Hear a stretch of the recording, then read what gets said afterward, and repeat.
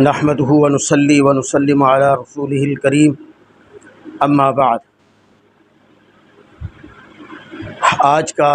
ہمارا یہ جو پروگرام ہے یہ ایک مذمتی پروگرام ہے۔ جیسا کہ آپ کو معلوم ہے کہ سویڈن میں قرآن مجید فرقان حمید کی بے حرمتی کی گئی اور قرآن مجید فرقان حمید کے تقدس کو پامال کیا گیا۔ یاد رکھیں، قرآن مجید آسمانی کتب میں سے سب سے بڑی اور سب سے آخری کتاب ہے، اور قرآن مجید کو اللہ کے کلام کا مقام حاصل ہے جو کہ کسی اور کتاب کو حاصل نہیں ہے۔ قرآن مجید اللہ کے آخری اور محبوب نبی جناب محمد الرسول اللہ صلی اللہ علیہ وآلہ وسلم پر اتارا گیا، تو اتنی عظیم کتاب اور امت مسلمہ کے لیے اللہ کی طرف سے نازل شدہ کتاب، اس کی جب توہین کی گئی تو اس توہین سے امت مسلمہ کے دلوں کو زخمی کیا گیا، اور پوری امت مسلمہ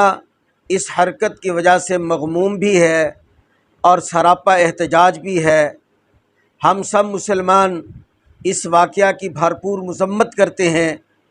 اور یاد رہے اس طرح کی حرکات سے جذبات مجروح ہوا کرتے ہیں، تو ایسے لوگوں کو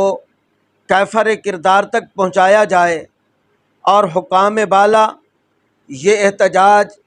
عالمی اداروں میں ریکارڈ کرائیں، اور پورے عالم اسلام میں سرکاری سطح پر احتجاج ہونا چاہیے کہ قرآن مجید فرقان حمید کی کیوں بے حرمتی کی گئی،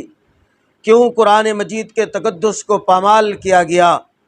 تو پاکستان میں عالمی سطح پر احتجاج کیا جا رہا ہے، اور جمعہ کے دن کو عالمی سطح پر احتجاج ہے، تو پورے پاکستانی اپنے اپنے شہر میں جہاں جہاں احتجاج کی ترتیب ہو وہاں پر پہنچیں، اور قرآن مجید کے ساتھ محبت کا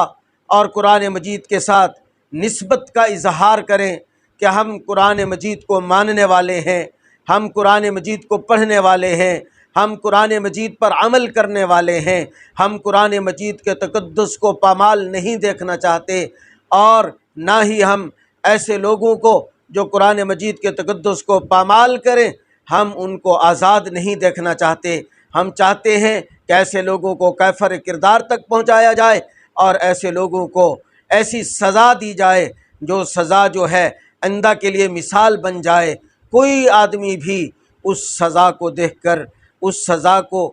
کر آئندہ جو ہے وہ اس طرح کی حرکت نہ کر سکے۔ اللہ تعالیٰ کی ذات ہم تمام مسلمانوں کی حفاظت فرمائے، قرآن مجید کی اللہ حفاظت فرمائے۔ اللہ رب العزت ہم سب کو قرآن مجید پر عمل کی توفیق عطا فرمائے۔ وآخر دعوانا ان الحمد للہ رب العالمین۔